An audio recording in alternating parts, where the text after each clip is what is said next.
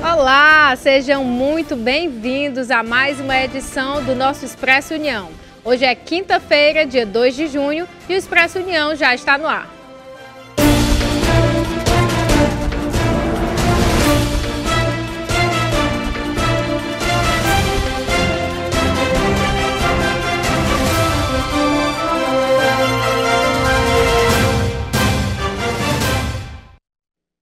E já começa o jornal de hoje convidando você para acompanhar o nosso Expresso União de onde você estiver. Ao mesmo tempo em que eu estou aqui, estamos sendo transmitidos também em nossa plataforma de vídeo na internet. Segue o passo a passo para você não se perder pelo caminho. É só se inscrever no canal da Rede União e depois é só acessar nossos arquivos, conteúdos anteriores e, claro, nossos programas ao vivo. Viu como é simples? Tá aí, fica a dica para vocês. E como sempre, iniciamos atualizando vocês dos dados relacionados à Covid. O Brasil registrou nesta quarta-feira 121 mortes pela Covid-19 nas últimas 24 horas. Com isso, a média móvel de mortes nos últimos 7 dias é de 105. Em comparação à média de 14 dias atrás, a variação foi de menos 7%, indicando tendência de estabilidade nos óbitos pela doença. E falando em Covid, aqui em Fortaleza, ainda é obrigatório o uso de máscaras em ambientes como, por exemplo, o transporte público. Mas nem todos estão seguindo as orientações. Passageiros, cobradores e motoristas de ônibus circulam em terminais de transporte público sem cumprir a exigência do uso de máscaras em Fortaleza. Também foram flagrados fiscais nas plataformas sem o equipamento de proteção nesta quinta-feira no terminal da Messejana. O decreto estadual do dia 15 de abril, anunciado pela governadora do Ceará, recomenda a desobrigação do uso de máscaras em ambientes fechados, com as exceções em hospitais e transporte público. O terminal de Messejana possui 33 paradas de ônibus distribuídas nas 3 plataformas. Passam 58 linhas de ônibus e cerca de 135 mil pessoas por dia pelo local. O Sindiônibus informou que desde março de 2020 foram implantadas medidas de enfrentamento à Covid. Segundo o órgão, todos os funcionários receberam máscaras, álcool em gel e material educativo. Também dispõe de acompanhamento com médico do trabalho e pias com água e sabão. Além disso, de acordo com o Sindiônibus, também foram realizadas campanhas internas de conscientização sobre a importância do uso da máscara facial e todos os cuidados necessários para evitar a transmissão da Covid. Já a empresa de transporte urbano de Fortaleza afirmou que orienta aos passageiros do transporte coletivo para o uso de máscaras no interior dos ônibus e nas plataformas dos terminais. A Etufor disse que foram instaladas pias com água e sabão e oferta de álcool em gel para higiene das mãos. A frota de ônibus do Sistema Regular de Fortaleza atualmente circula com as janelas abertas e que todos os veículos foram adesivados, reforçando a obrigatoriedade do uso da máscara. A Etufor afirmou ainda que será reforçada a orientação sobre o uso dos equipamentos de proteção aos motoristas e fiscais nos terminais de Fortaleza. E no Rio Grande do Norte, nos 5 primeiros meses deste ano, foram registradas 10 vezes mais casos de dengue do que no mesmo período de 2021. De acordo com o último boletim epidemiológico de arboviroses de janeiro a 21 de maio de 2022, foram confirmados 3 casos, 195 casos de dengue no estado. Em 2021, neste mesmo período, foram 311. Os dados da Secretaria Estadual de Saúde Pública revelam ainda que foram notificados 20.258 casos de dengue até 21 de maio. Destes, 2.392 foram descartados e outros 17.866 seguem em investigação. 9 mortes estão em investigação e um óbito causado pela dengue foi confirmado no Rio Grande do Norte. E a meningite volta a preocupar os órgãos de saúde, conforme dados do Ministério da Saúde. Só nos primeiros 3 meses deste ano já foram notificados 141 casos.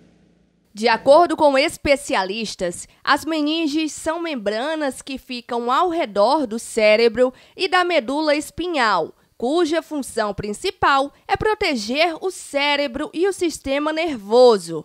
A meningite é a inflamação da meninge, que é uma membrana que reveste o sistema nervoso central, como por exemplo o cérebro. Essa é uma condição de saúde, é uma condição médica de extrema importância porque pode levar a casos graves, incluindo sequelas e até o óbito.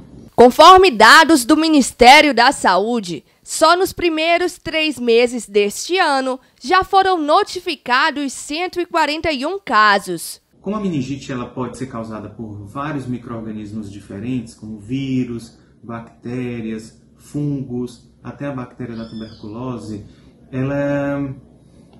esses micro-organismos eles são mais frequentemente transmitidos pela via respiratória. Então, a principal forma de transmissão da meningite é pela via respiratória. Entre os principais sintomas de meningite, podemos destacar febre alta, dor de cabeça forte, rigidez no pescoço, vômitos, confusão mental e dificuldade para se concentrar. O paciente que tem suspeita de meningite, ele deve ser considerado como uma emergência médica. Uma vez diante da suspeita, ele deve ser avaliado na emergência para ele ter o adequado diagnóstico e o pronto tratamento. De acordo com o doutor, a vacinação é a melhor forma de combater a doença. A principal forma de prevenção da meningite é manter o calendário vacinal em dia, porque a vacinação permite a proteção, a produção de anticorpos contra boa parte desses agentes que são causadores de meningite. Então, manter o calendário vacinal atualizado e as vacinas em dia são a principal ferramenta aí na prevenção do aparecimento de novos casos de meningite. No mundo, já foram registrados mais de 500 casos de varíola dos macacos. No Brasil, há 3 casos sendo monitorados. O mundo ultrapassou os 500 casos de varíola dos macacos fora da África na última segunda-feira, no dia 30. Já são 568 infectados em 24 países até o meio-dia da última terça-feira. O Brasil ainda não tem casos confirmados, mas está analisando 3 suspeitas da doença. Esse é o maior surto fora do continente já registrado. As suspeitas brasileiras foram registradas no Ceará, Rio Grande do Sul e Santa Catarina. A informação consta em um boletim do Ministério da Saúde, divulgado na última terça-feira com os dados do dia anterior. O primeiro caso na América do Sul foi confirmado na Argentina na última sexta-feira. Por enquanto, esse é o único país da região com infectados. Mas Bolívia e Guiana Francesa, além do Brasil, também lidam com suspeitas. O país com mais infectados é o Reino Unido, com 190 casos, seguido de Espanha, com 120 e Portugal, com 96. A Anvisa orientou medidas como o uso de máscaras, higienização das mãos e distanciamento em aviões e aeroportos para evitar a circulação do vírus no Brasil. Falando agora das chuvas no nosso estado, pois, segundo a FUNSEMI, o Ceará apresenta a terceira melhor quadra chuvosa dos últimos 10 anos. O Ceará apresentou a terceira melhor quadra chuvosa dos últimos 10 anos, de acordo com a Fundação Cearense de Meteorologia e Recursos Hídricos. De fevereiro a maio deste ano, choveu 621,3 milímetros. Esse acumulado fica atrás apenas de 2020, quando foram computados 724,4 milímetros, e 2019, que registrou 671,9 milímetros. Outro dado da FUNSEMI mostra que maio de 2022 foi o melhor mês nos últimos 10 anos. Foram registrados 108,9 milímetros de precipitações. Fortaleza amanheceu debaixo de fortes chuvas nesta quarta-feira, primeiro dia pós-estação chuvosa. As precipitações foram registradas em vários bairros da capital e já haviam sido previstas pela FUNSEMI. O centro de Fortaleza registrou vários pontos de alagamento. As chuvas começaram ainda durante a madrugada e se estenderam pelo começo da manhã desta quarta. Alguns semáforos na Avenida Pontes Vieira foram apagados. Para esta quinta e sexta-feira, a FUNSEMI aponta que o céu continue variando de poucas nuvens a nublado, com chuva no Cariri, região Jaguaribana e Sertão Central e Inhamuns. Nas demais macro-regiões, alta possibilidade de chuva isolada. E durante as chuvas de ontem, várias pessoas passaram por transtornos no trânsito. Um dos casos foi no bairro Papicu, aqui em Fortaleza. Um caminhão-reboque caiu em um buraco após o asfalto ceder no cruzamento das ruas Júlio Azevedo e Desembargador Lauro Nogueira, no bairro Papicu, em Fortaleza, na manhã desta quarta-feira. Chovia forte no momento em que o caminhão passava pelo local. O peso do veículo fez com que um cano estourasse e jorrasse água no asfalto. O acidente provocou um grande congestionamento no local. O caminhão-reboque levava 2 carros no momento em que o asfalto cedeu. O motorista do caminhão afirmou ter sentido o impacto enquanto dirigia e, quando desceu do veículo para checar o que havia acontecido, percebeu que o asfalto havia cedido. A frente do caminhão afundou, mas o motorista conseguiu, com a ajuda de populares, tirar o veículo do buraco. Uma parte da frente, entretanto, continuou presa. A Secretaria da Gestão Regional e a Companhia de Água e Esgoto do Ceará informam que equipes técnicas dos 2 órgãos foram enviadas para o local, que fica no cruzamento da rua Júlio Azevedo com a Desembargador Lauro Nogueira, no Papicu, para avaliar as redes de drenagem e de água do local e realizar todos os reparos necessários, assim como a recuperação da via. Mais uma vez, reafirmo que junto comigo e com nossa equipe, você pode sim fazer parte do nosso jornalismo. Temos 2 canais diretos com vocês de casa, o nosso número de WhatsApp, que é o 859-8101-0984, esse mesmo que está aparecendo aqui na tela. E para quem prefere o e-mail, nós também temos, é o jornalismo@redeunião.com.br. Lá você pode mandar a sua sugestão de pauta, denúncia, elogio, enfim, sua contribuição é muito bem-vinda. Agora nós vamos para um breve intervalo. Na volta temos mais notícias para continuar deixando você super bem informado. Não sai daí que eu volto já.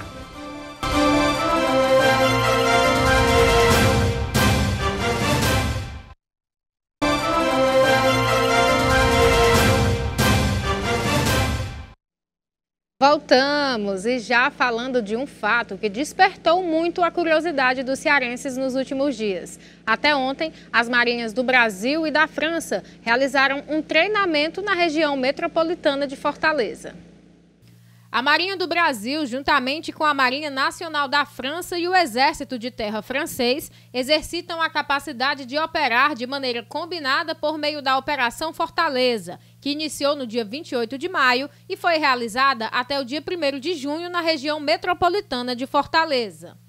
O exercício tem como propósito incrementar a capacidade dos militares envolvidos, contribuir para a política externa do país e aumentar a segurança marítima no Atlântico Sul. A operação é uma oportunidade para reforçar a capacidade das Forças Armadas envolvidas, como afirma o capitão de Mar e Guerra, fuzileiro naval, Luiz Felipe Valentini da Silva, comandante da tropa de desembarque.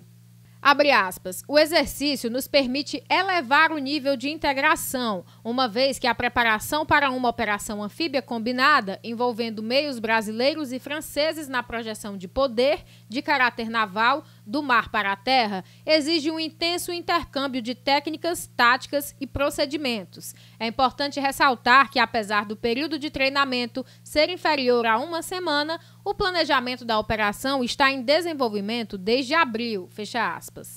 A importância do treinamento também se dá por sua localização. É uma maneira para a Marinha e especialmente para a Força de Fuzileiros da Esquadra testarem sua capacidade expedicionária e logística, já que foram deslocados diversos meios do Rio de Janeiro até Fortaleza, percorrendo assim uma distância superior a 2.500 quilômetros, como lembra o comandante Valentini.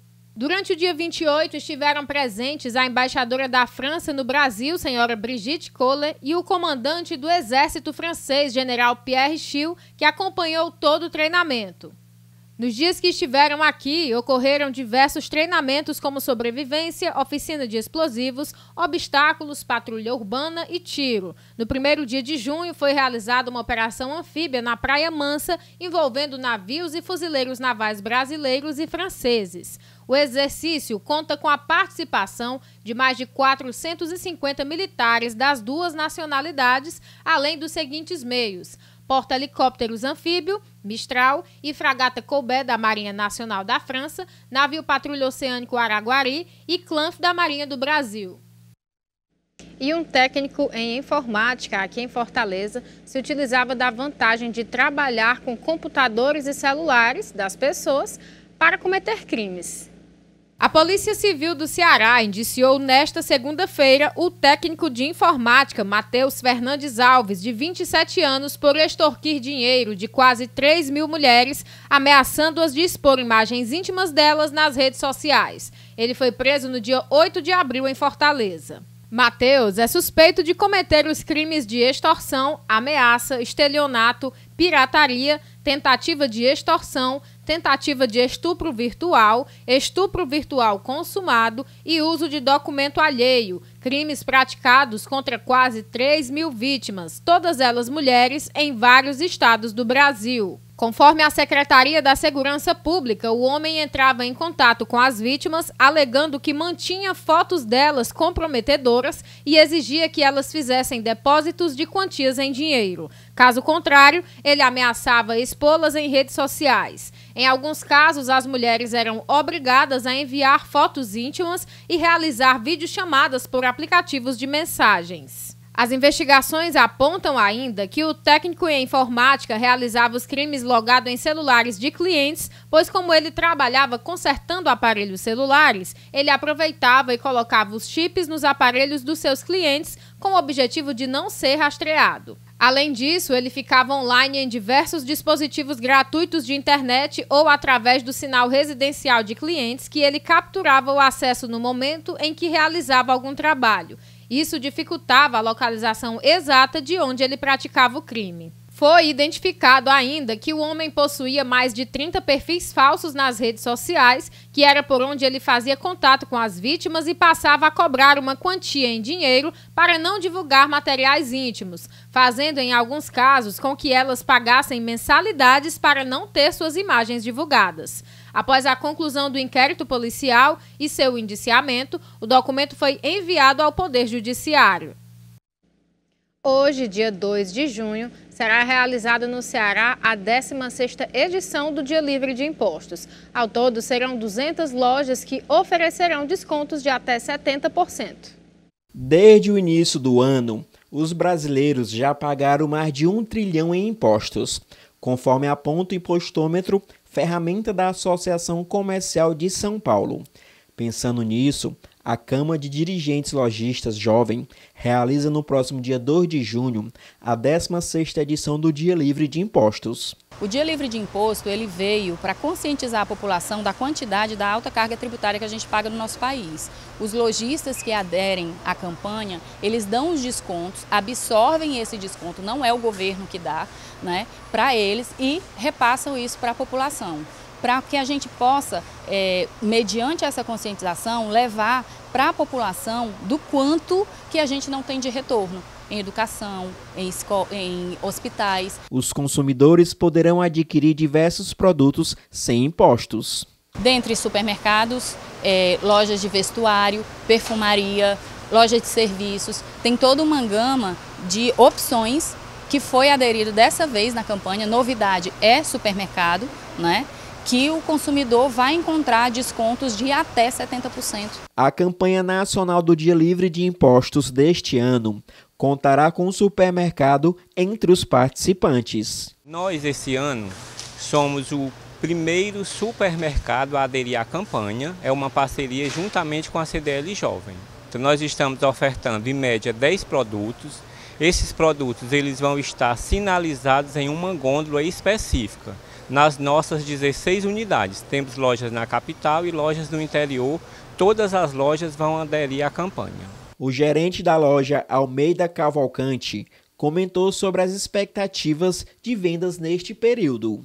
Nós estamos criando uma grande expectativa, até porque, por dados que não nos foram fornecidos, a campanha, né, nos anos anteriores, geralmente ela supera ao Dia das Mães. Então a gente está fazendo uma expectativa muito grande em cima desta ação.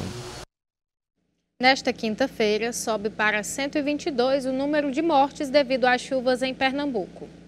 Sobe para 122 o número de mortos na tragédia provocada pelas chuvas em Pernambuco. O último corpo, que era procurado na comunidade Bola de Ouro, no Curado 4, em Jaboatão dos Guararapes, no Grande Recife, foi encontrado pelas equipes de resgate na manhã desta quinta-feira. Neste sexto dia de trabalho de resgate, as buscas por outros 2 desaparecidos continuam em 2 locais diferentes na região metropolitana do Recife: a comunidade do Areeiro, em Camaragibe, e o bairro de Paratibe, em Paulista. Na comunidade Bola de Ouro, 3 casas foram atingidas e 6 foram arrastadas nos deslizamentos de barreiras. 6 pessoas morreram, sendo 4 da mesma família: a mãe, a avó paterna, um menino e uma menina.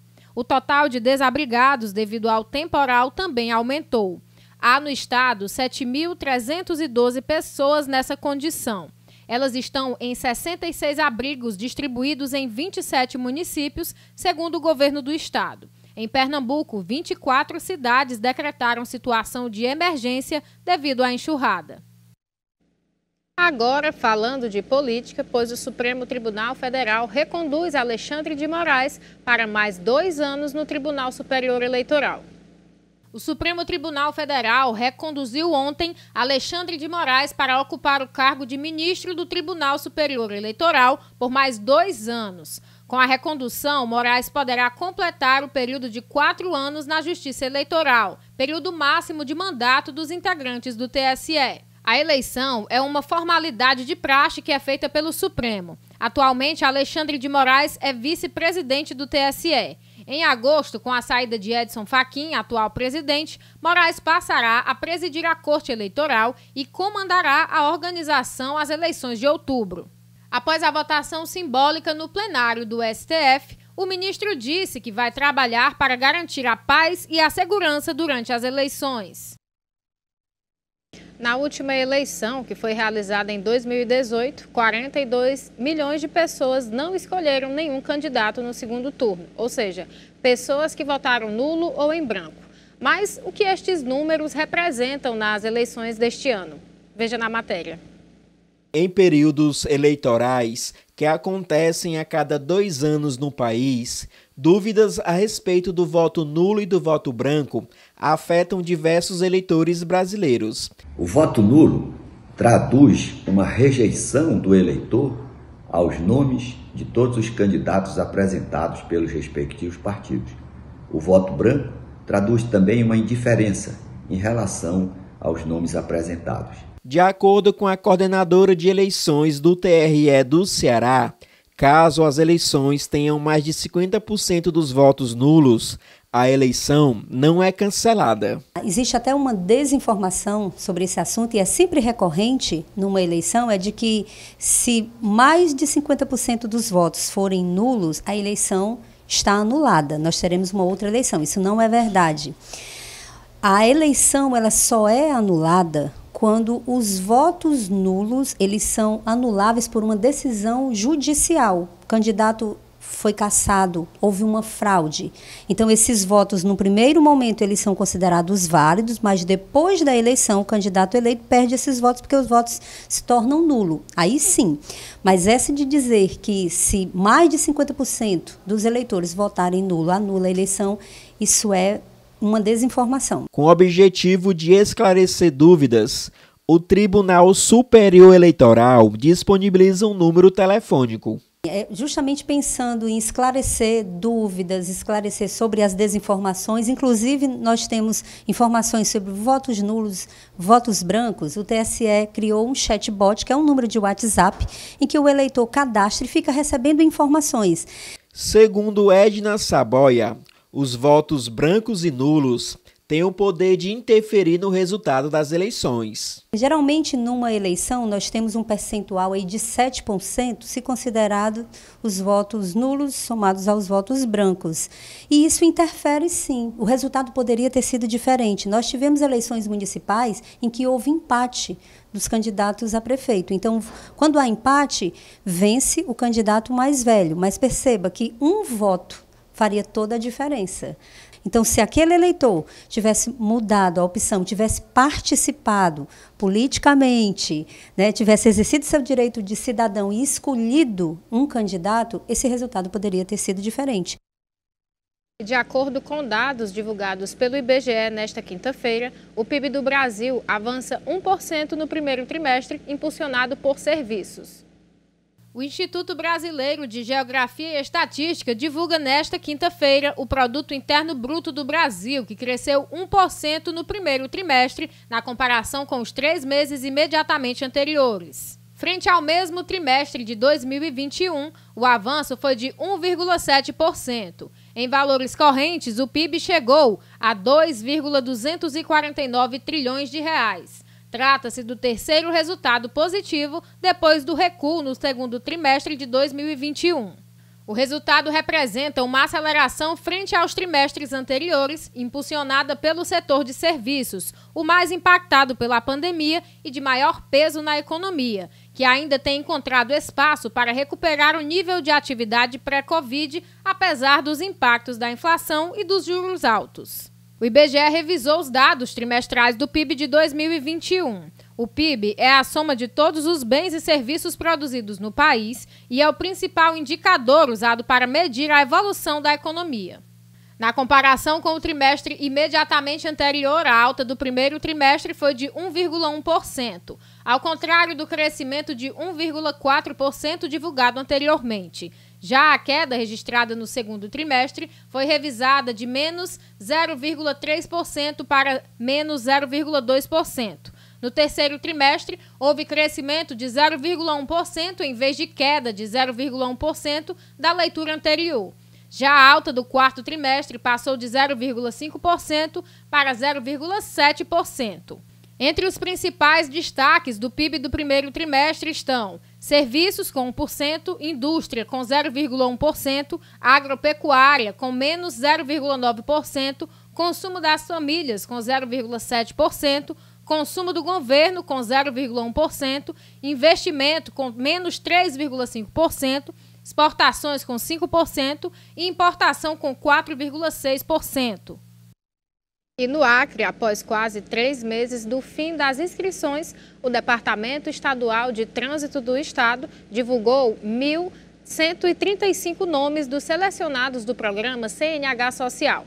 A lista com as informações foi publicada na edição desta quinta-feira do Diário Oficial do Estado. Foram publicadas somente as modalidades de CNH urbana e rural.